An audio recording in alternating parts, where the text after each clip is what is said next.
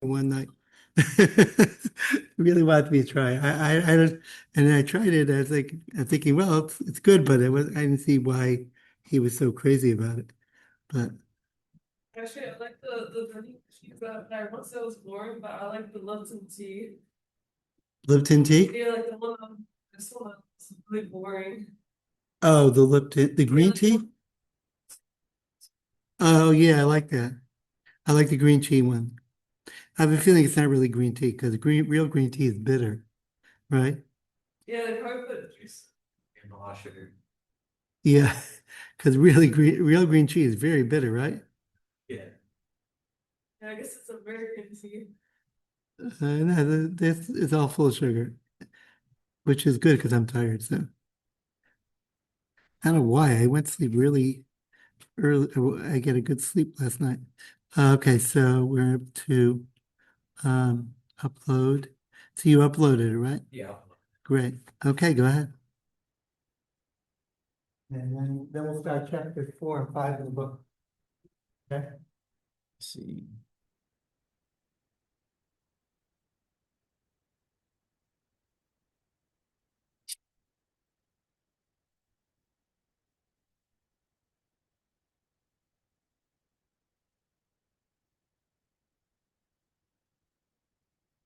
All right.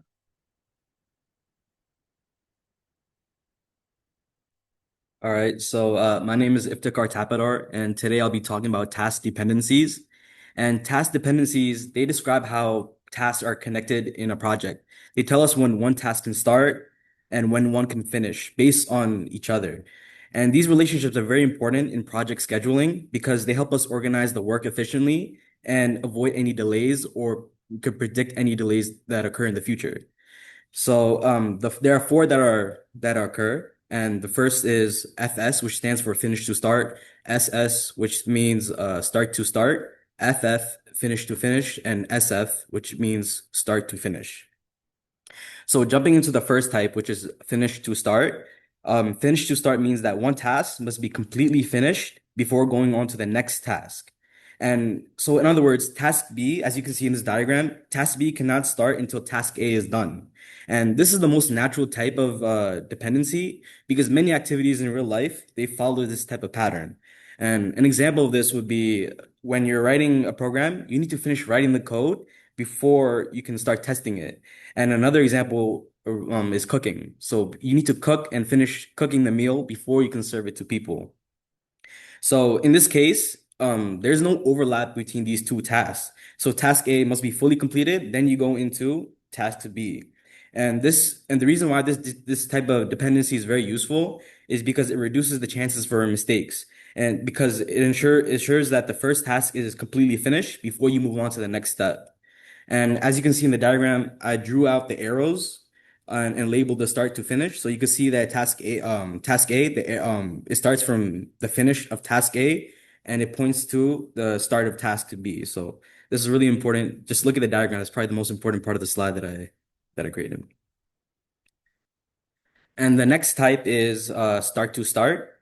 And start to start is where task B cannot start until task A has started.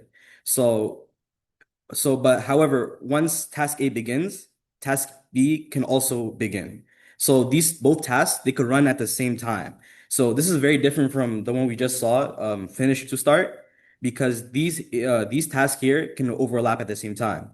So an example of this is when you're writing a report, for example, as soon as you start writing, someone else can start reviewing or editing parts that you have written at the same time. So let's say you wrote the introduction, you move on to the body paragraph, you can have a person that edit your introduction as you're writing the rest of your paper. Another example is like in construction, for example, you can lay down the foundations for a house and then move on to the framing, and then you could have inspections happen at the same time for the foundation. So the key idea here is that task B depends on task A. Task B depends on task A starting, not finishing, compared to what we just saw before. And this type of dependency is very useful when you want to save time by allowing two tasks to run in parallel at the same time, where you're not waiting for one to be fully finished. The next one is F to F, which means finish to finish. This means task B cannot finish until task A finishes. So the completion of these two tasks are connected to each other. And the tasks, they can start at different times, but they must finish together, or task B finishes after task A. So for example, if you're writing and editing a paper, the editing process cannot completely be finished until the writing is fully done. Another example is manufacturing. You cannot quality test a product until that product is fully built and finished. So even if task B starts earlier or later, it cannot finish before task A is completely finished. And this is useful when you want to make sure that like the different parts of a project are completely aligned before everything is finalized. And the last one is SF, which is start to finish. This is least commonly used type of dependency, and it's pretty hard to come up with some examples. But start to finish basically means that task B cannot finish until task A starts. One example that I was able to think of was like with work shifts. So let's say the night shift worker is task B, and there's a day shift worker, which is task A. The night shift worker cannot leave their job until the day shift worker arrives to their shift. So in this case, if you look at the diagram, task A, the start of task A would allow the finish of task B. So this situation is not really that common. So you will rarely see this being used in practical senses in multiple projects. And this is a reference summary that I made on the slides. This is something you could like look over before the final exam to help you memorize and understand everything. And these are the two sources that I used. Basically, these sources they go over through more examples, like real life examples of these type of dependencies. Thank you. Very good. Thank you. So is it, what was the last one again? Start, The last one was start to finish. which means that, um, I'm trying to think, that A can't start till B finishes? Um, A, so A, task B cannot finish until task A is starting. Oh, okay. Start, AS start before, oh, okay, before finish. Okay, I see. Okay.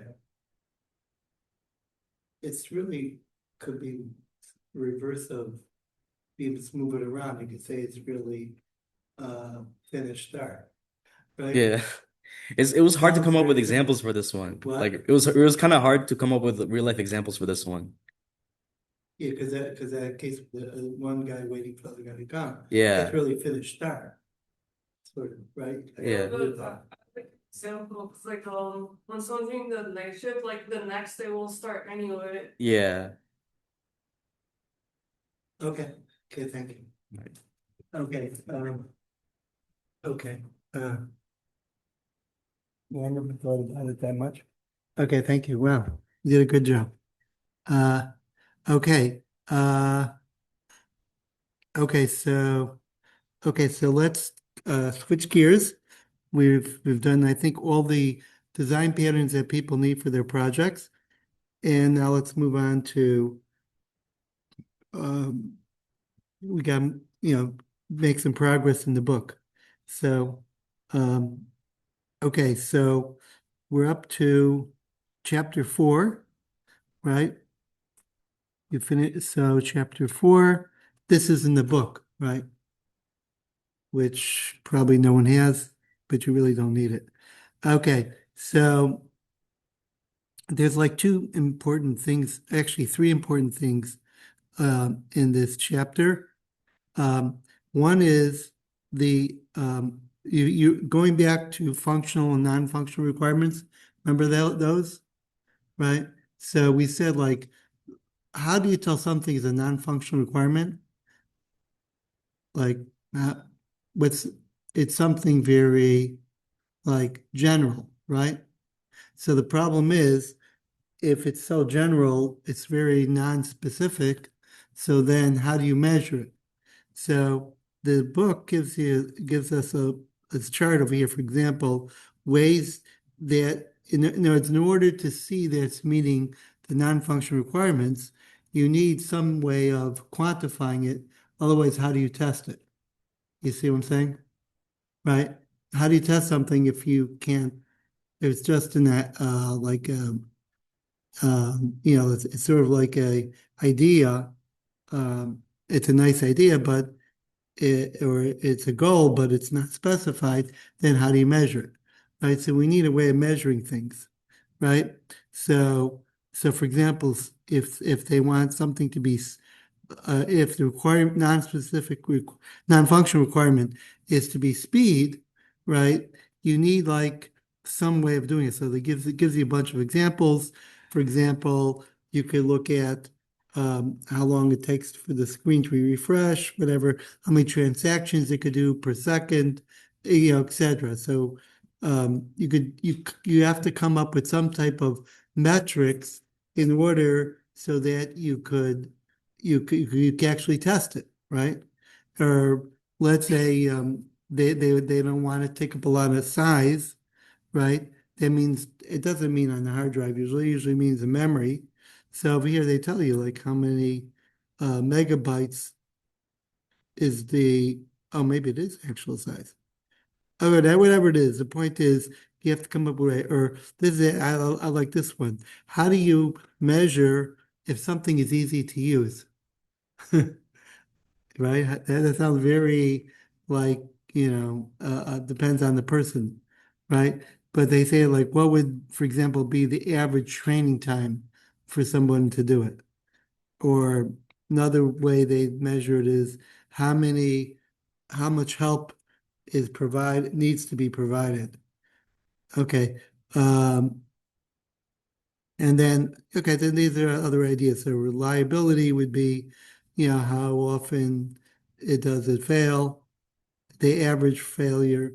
Robustness would mean knows if it how the recovery from failure, and then portability is okay. Portability is actually an interesting idea. It's actually something that's also hard to measure because what portability is like a lot of times people write, especially in Java, you write code, right? I'd say I write it on IntelliJ on my Windows computer, right? Question is, will that run the exact same code will run on somebody with a Mac computer, right? Or does some things have to be modified?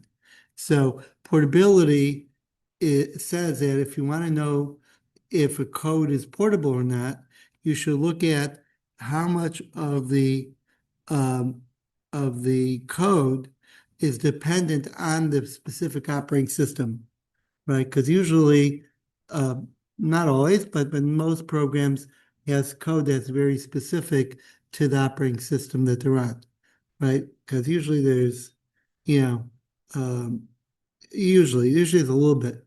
Doesn't like we didn't do any graphics in any of our projects, so we didn't really. Probably our code would work on any machine, right? Um,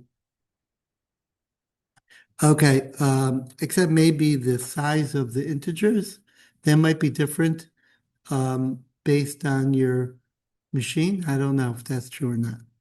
I know in C++, the size of an int and a long is dependent on the machine, right? So I don't know how that works with Java. But for example, you write a program in C++, it might work differently on different machines, right? Um, it's like one machine might be able to handle a huge number, and another machine, let's say a 64-bit machine, let's say Windows computer could handle it, but not 86-bit, right? Um, so that would be machine dependent, right?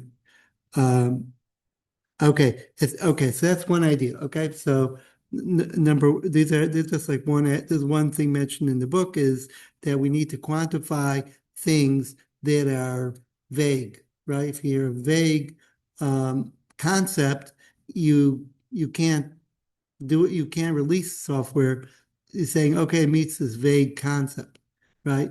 You have to give it a number that it could do, right? You could say, oh, it could do this, a car could do 0 to 60 miles in 5 seconds. I don't even know if that's good or bad, but that, but at least that's a measure, right? Or a car is this many square inches of storage, right? So it gives you it's an actual measurement of space, right? Um, okay. Um,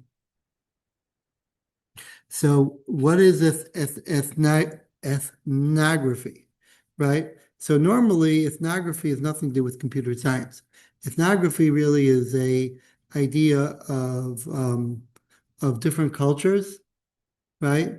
But where it intersects with computer sciences or software engineering is that when you're creating a program, you have to be aware of the people who are using it in the way they use it. So, for example, if you're writing a program, let's say well, to be used while someone's driving a car, you can't expect them to, you know, to think about or type in things while they're driving, right? And if you're writing a program, let's say for, let's say a hot climate, right? So, let's say it's very sunny, so you can't write a program where the screen's going to be many different colors. You need like a high contrast to be able to see the screen in the bright sun, right? So, and if it's for, let's say, older people, you might have to have large fonts, yeah. So, you have to think about the way it's going to be used. In fact, there's another thing which is, for example, like I know where I work, there are people who use the accounting software. They have, nearly all of them have like little calculators on their desk, right? Even though it's like, because it's a lot easier for them to just type it in and the old-fashioned calculator than it is. So that's how they use the software with a calculator. So when you write that, you should realize that most accountants have calculators, right? Or another example is, let's say we have air traffic controller. So air traffic controller is like, I'm just giving an example. I don't really know, but what I've seen in the movies is that they give each air traffic controller a section of the sky, right? They say you take this portion, this person controls this portion, and they divide up the sectors, right? Different sectors, and then the plane goes from one sector to another. So it's handed off from one air traffic controller to another, and then they keep handing it off, etc. Right? But but if I'm in an air traffic controller and I'm looking at my sector, right? But I'm also looking at the guy next door to me, right? Because the planes on his screen are going to eventually come to my sector, right? So I want to get an idea what's coming my way into my sector. So I'm going to not just be using my screen, I'm using his screen or her screen, right? I want to, because we're all looking around at each other's screens because we want to know what's going on and what's coming our way, right? So when you write a program, you have to realize that that's how it's being used, not just, one person's air traffic controller sitting there looking at their screen. It's usually many of them, and they're all looking at each other's screens. So you have to keep that in mind. So that's what ethnography means. Means that you don't write software in a vacuum, but you should have an idea of how it's actually being used, right? Is it, is it being used on an airplane where there's, very little internet? Do people use it when they travel a lot? Do they use it when they're in the subways where there's no internet goes in and out? Right? So you have to know about that also. You can't just write programs in a vacuum, right? You have to know a little bit about how it's going to be used. Okay, finally, we do a third unrelated thing for for this chapter, and basically, we do our first diagram, our first UML diagram, which doesn't involve objects, right? So this is called a use case diagram, okay? And there's two things actually, so we don't get too confused, is there's a use case table and there's a use case diagram, okay? The use case diagram, it looks like this, okay? So this is like a high level diagram, which has like four important things. So one part of this diagram is this stick figure, which is called an actor, right? So actually, we're going to have these actors come, they're going to reappear in other diagrams. And then, so in this case over here, we have how many actors? We have five actors, right? And in this diagram, the actor represents the object or the entity that's interacting with our code, but the entity itself is outside of our code, right? So for example, over here would be like a customer using an online shopping system. So the customer is not part of our system, they're interacting with it. And the same thing over here on the right-hand side, you have a credit payment service. This is interacting with the checkout part of our code. And the PayPal is also interacting with the checkout, right? And over here, this authentication, which means security, that's interacting with, looks like pretty much everything, okay? Except for make purchase. So, and then the customer is interacting with view items, right? The customer is looking at items on the website. The customer is making a purchase. And then I don't know why they put login at the bottom. It should be I would think they would go on the top, whatever. They're not doing it in order. Then the customer has to log in also, right? So forget about these dotted lines in the middle. We're gonna ignore that. So basically the idea is we have four parts to the system. Number one, we have the actors who are outside the system. Then we have this big rectangle, which represents our system. And then within there, our system, we have the different functionality that our system provides and which functionality does which actor interact with. So for example, the customer interacts with a bunch of things, and each outside actor is going to interact with different things. So we want to basically it's a good way of before we start our project, we want to say, well, what are we providing and who's going to use it, right? Most basic things, right? Like if we're doing an accounting system, we want to know what are we going to provide, right? There's accounts receivable, accounts payable, there's mailing checks, mailing statements. Like, what are we going to provide, right? We might only do accounts receivable, or whatever it is, right?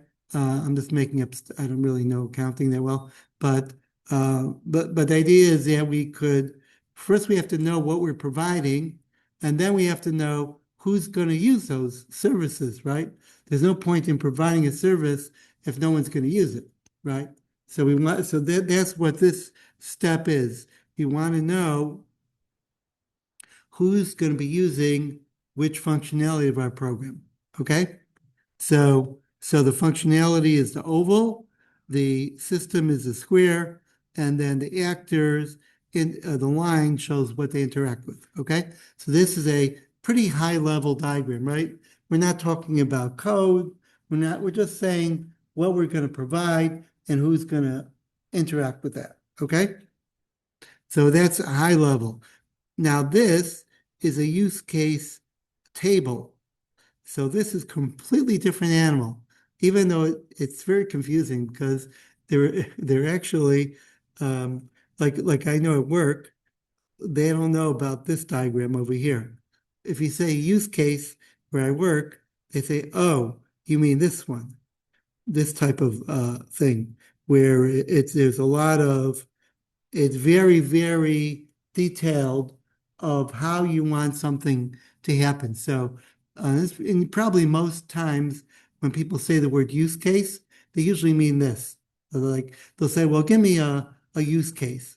So use case would be somebody comes in, let's say for washing machine, the use case would be somebody's dirty laundry, they come to the laundromat and they use their credit card and the machine doesn't accept their credit card, and then they bang on it and walk out of the store. Right? That would be a use case. Yeah. So that would be something that or these vending machines, you definitely shake it. Like, yeah, let's say get your bottle gets stuck over there. You want to get your bottle out of there. Right. Um, so the um what was I saying? So the oh yeah, so use case is this is the normal way is it's a very specific way in which the software is going to be used. Okay? As opposed to right it's way different than this, right?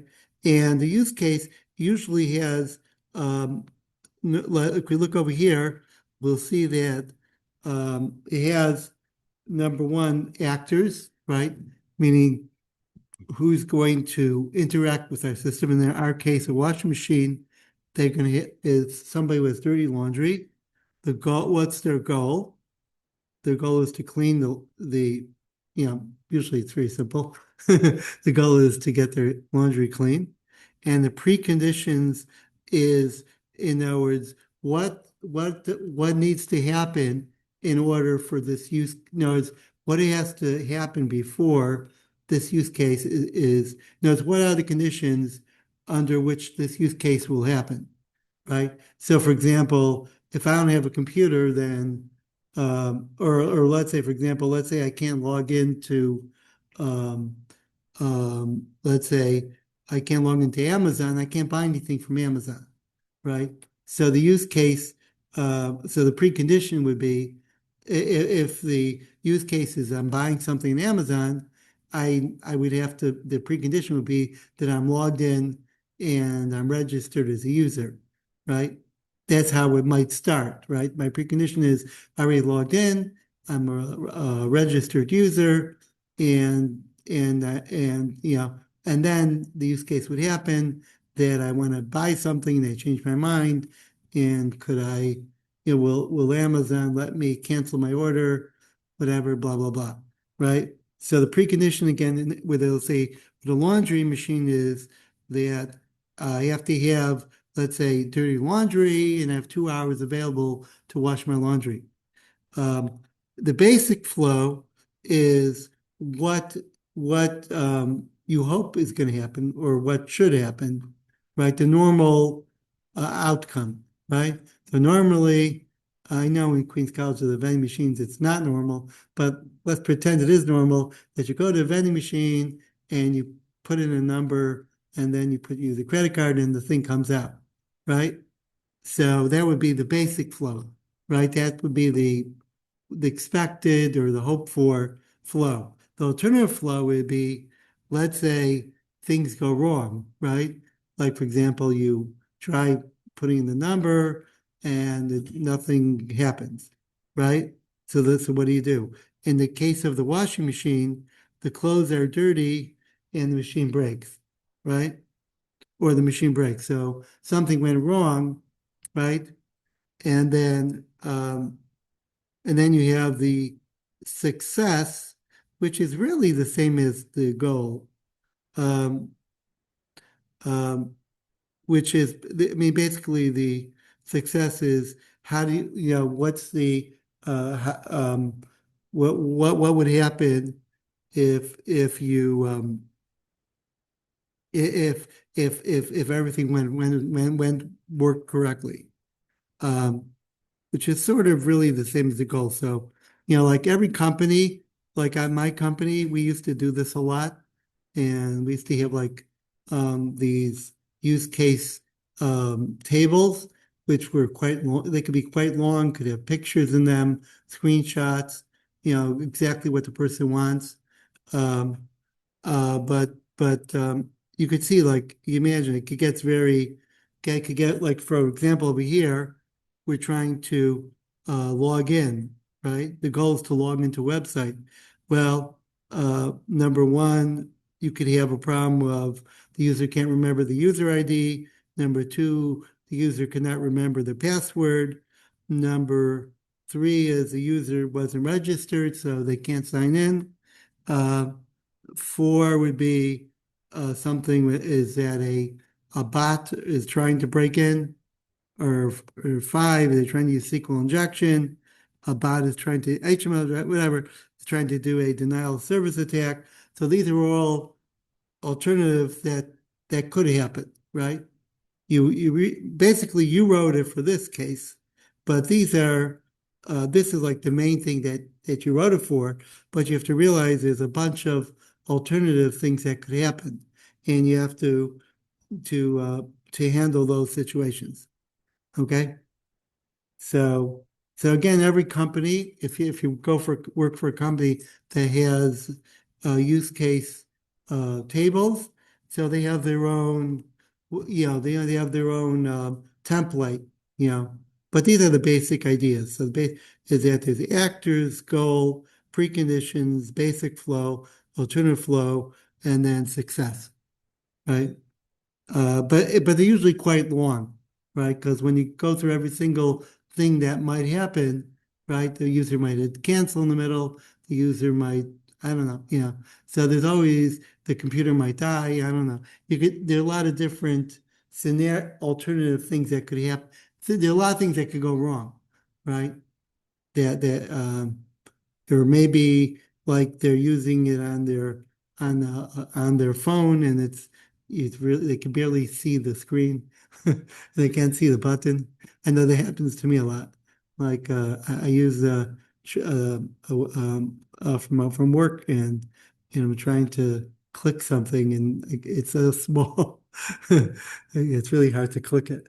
So um anyhow, so that is the, oh my gosh, we went a little bit over time. Sorry. So that's chapter 4, okay? And we're going to continue with chapter 5. We have more fun diagrams, okay? So different ones, okay? So these are right now we'll be doing at least on next Tuesday UML diagrams, okay? So I'll see you Tuesday, okay? Okay, so For the object, is there if you like make it using names, or is that too informal? say it again.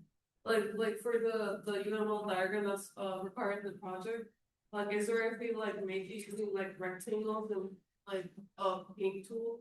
Oh, so I was saying just find one, it's Google, and just change the names. Put your own names in there that you're using in your project. Yeah, it doesn't have to be a big deal. Yeah.